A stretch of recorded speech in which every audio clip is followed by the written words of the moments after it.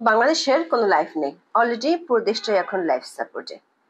দর্শক, এই মন্তব্য কোনো সামাজিক মাধ্যম থেকে নেওয়া হয়নি।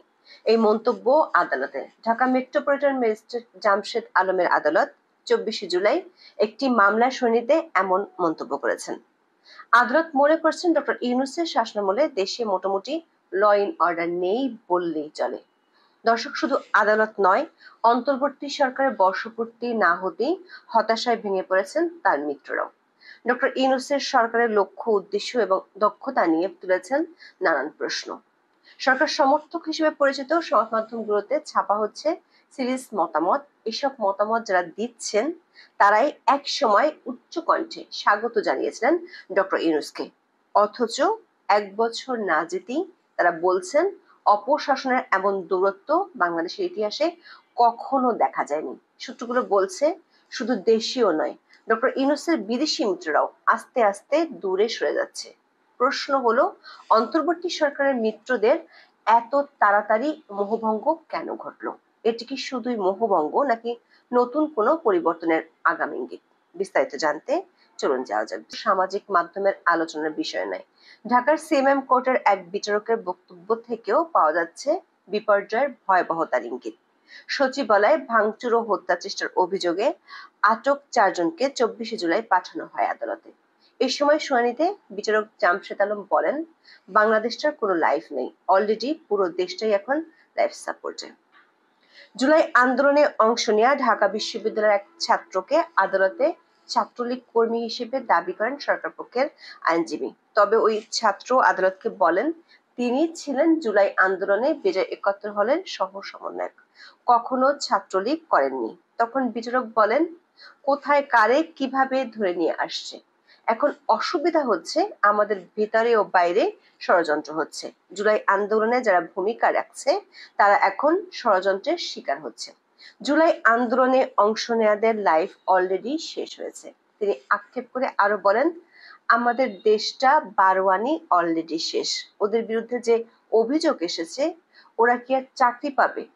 এত এত গোল্ডেন A+ দিয়ে কি হবে? দেশে মোটামুটি ল ইন অর্ডার নেই বললেই চলে। যদি রাষ্ট্রই না থাকে তাহলে ওদের সার্টিফিকেট দিয়ে কি হবে? সচিবালয় না থাকলে সার্টিফিকেট কে দিবে? সচিবালয় হচ্ছে রাষ্ট্রের প্রাণ। মাথায় যদি আক্রান্ত হয় তাহলে তো বডির কোনো দাম থাকে না।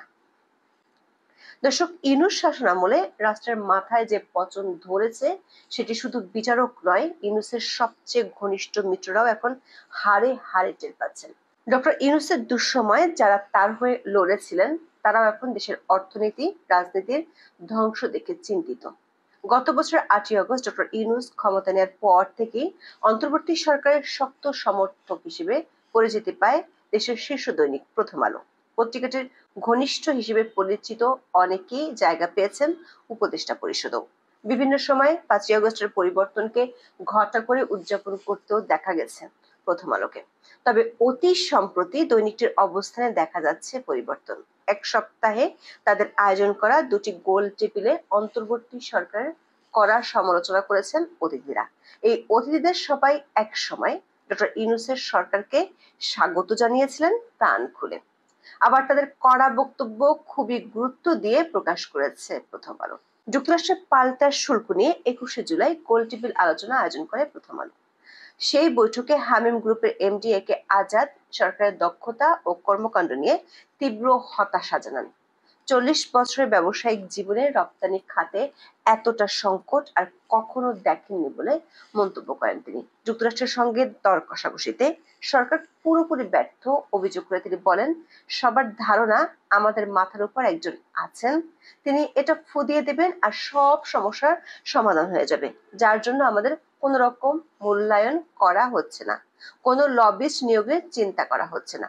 অন্তর্বর্তী সরকার নিয়ে প্রচন্ড হতাশা নিয়ে একে আজাদ বলেন, আপনারা বলছেন 7-8 মাসের জন্য দায়িত্বে আছেন, এরপর চলে যাবেন, কিন্তু তখন আমরা যাব কোথায়?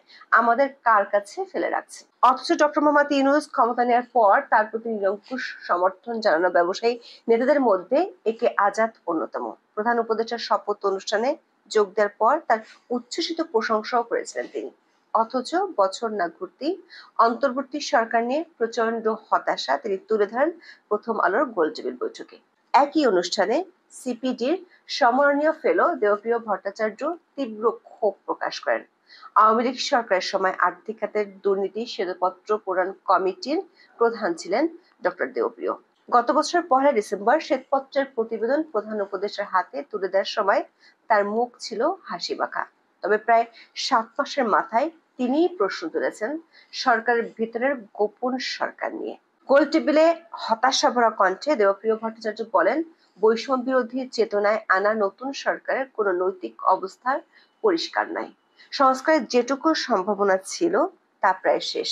ডক্টর ইউনূসের খুব কাছের মানুষ হিসেবে পরিচিত দেবপ্রিয় ভট্টাচার্য এতটাই হতাশ যে ইঙ্গিত দিয়েছেন আগেই ভালো ছিল বাংলাদেশ। বলেছেন, আমি আগের সরকার সহ একাধিক সরকারের সঙ্গে কাজ করেছি। আগের সরকারের সমস্যা ছিল তারা হয়তো কোন বিষয়ে জানতো না, এরপর আমরা কিছু নিয়ে গেলে ওনারা বলতেন ও তাই নাকি, আচ্ছা আমাদের পরামর্শগুলো দেন, বাস্তবায়ন করি। আর এখনকার সরকারের কাছে গেলে তারা বলে এগুলো তো সব জানি, এসব নিয়ে আপনারা কোনো চিন্তা করবেন না। দর্শক, ইউনূসের মিত্রদের হতাশার তালিকা আরো লম্বা হচ্ছে। প্রথম আলো 23 জুলাই একটি গোল টেবিল আলোচনার আয়োজন করে। এতে অন্তর্বর্তী সরকার তুমুল সমালোচনা করেন জুলাই আন্দোলনে অত্যন্ত সক্রিয় ভূমিকা রাখা অধ্যাপক আনু মোহাম্মদ। অনেকটা খোলাখুলি স্বীকার করেন যে স্বপ্ন নিয়ে তিনি আন্দোলনে নেমেছিলেন তার কিছুই পূরণ হয়নি, বরং আরো উল্টো পথে হাঁটছে বাংলাদেশ। গোল টেবিলে ক্ষোভ ঝরে পড়েছে বেসরকারি গবেষণা সংস্থা পিপিআরসির নির্বাহী চেয়ারম্যান হোসেন জিল্লুর রহমানের কণ্ঠেও। তার কথায় পরিষ্কার, ডক্টর ইউনূসের সরকার জনগণের শক্তির উপর আর নির্ভর করছে না। 4টি দলের সঙ্গে 22 জুলাই প্রধান উপদেষ্টার বৈঠকের দিকে ইঙ্গিত করে তিনি বলেন, এখানে খুবই পরিষ্কার দেশ কোন দিকে যাবে, কিভাবে পরিচালনা হবে, জনগণ কোনো বিষয় নয়। দুর্ভাগ্যজনকভাবে আমি দেখতে পাচ্ছি এক ধরনের বাংকার মেন্টালিটি আস্তে আস্তে প্রতিষ্ঠা পাচ্ছে। বাংকার মেন্টালিটি হয় তখন যখন সবকিছু একটা নির্দিষ্ট লেন্স দিয়ে শুধু দেখা হয়, মানুষকে সহযোগী হিসেবে না দেখে শুধু প্রাতিষ্ঠানিক শক্তিগুলোকে নিয়ে চেষ্টা করা হয়। গোলটেবিলে অন্তর্বর্তী সরকার এক সময়কার মিত্র সারা হোসেন দেশের বিচার ব্যবস্থায় ধস নামার সরাসরি অভিযোগ তোলেন। মবের রাজত্ব বিচারালয়কেও গ্রাস করেছে বলে জানান ডক্টর কামাল হোসেনের কন্যা। তিনি বলেন, বাংলাদেশে এখন বিচারপতিদের সবারই চিন্তা হচ্ছে আমি কি করলে কে আমার বিরুদ্ধে কথা বলবে, কোন একটি গোষ্ঠী তার বিরুদ্ধে কিছু একটা নিয়ে জোরে আওয়াজ তুললেই তো শেষ। সে বিচারপতির আর কোনো ভবিষ্যতে থাকবে না, এমন ভয়ের পরিবেশে কে ঠিকমতো রায় দেবে বলুন? রায় তো দূরের কথা, আদেশই বা কে দেবে? দর্শক, প্রথম আলো গোল টেবিলে অতিথিদের সবাই সরকার ঘনিষ্ঠ হিসেবে কয়েক মাস আগেও পরিচিত ছিলেন। তবে তাদের কারো মুখ থেকে আমরা সরকারের সাফল্যের কোনো বিবরণ পাইনি।